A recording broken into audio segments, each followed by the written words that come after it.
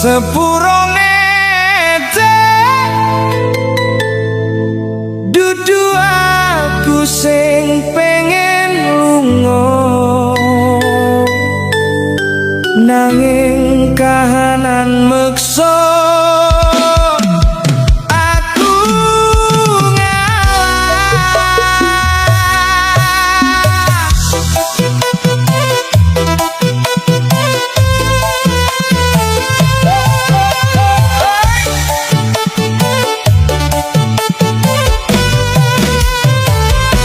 sepurone tak tinggal lunga,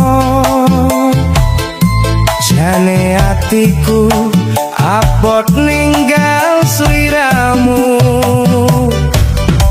Dudu merko tresnoku wis ilang, nanging dalan iki sing kudu tak pilih.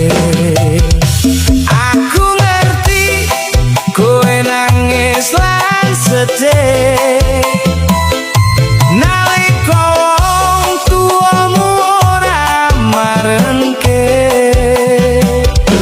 Aku ngerti kowe kebagi rasa antara tresno lan bakti. Kowe bingung arep milih sapa mergo loro-lorone katresnanmu. Aku utawa wong tuamu sing wis gedene uripmu. Aku ora gelem gawe kowe susah, ora gelem gawe kowe durhaka.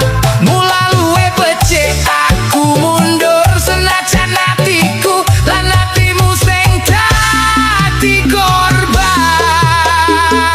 Sepurone tak tinggal lunga, amarga wong tuamu milih pisahne. Senajan tresnoku gede, aku ora gelem ndeleng kowe kebebani. Yen kudu ana sing ngalah, ben aku sing ngalah.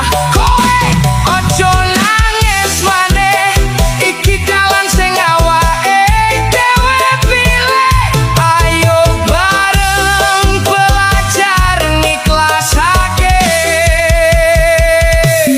Isih tak eling janjimu biyen arep bebarengan selawase, nanging kasunyatan tresno kalah karo restu. Saben papan nyimpen kenangan, saben dalan ono crita.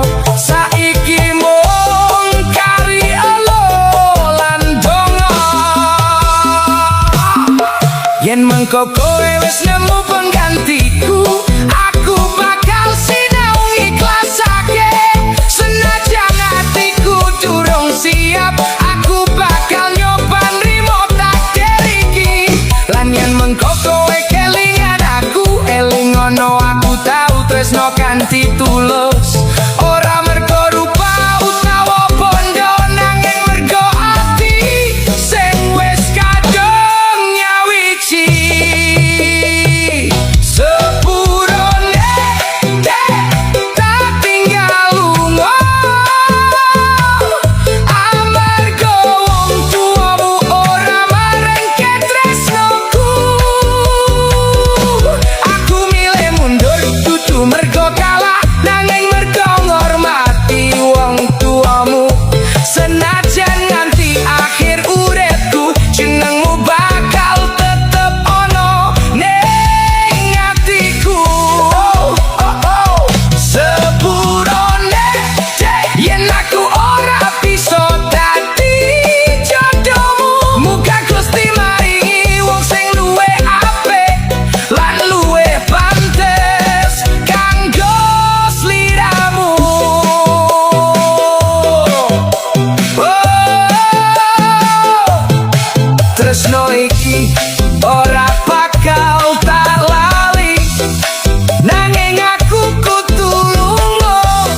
amarga tresno tanpa restu.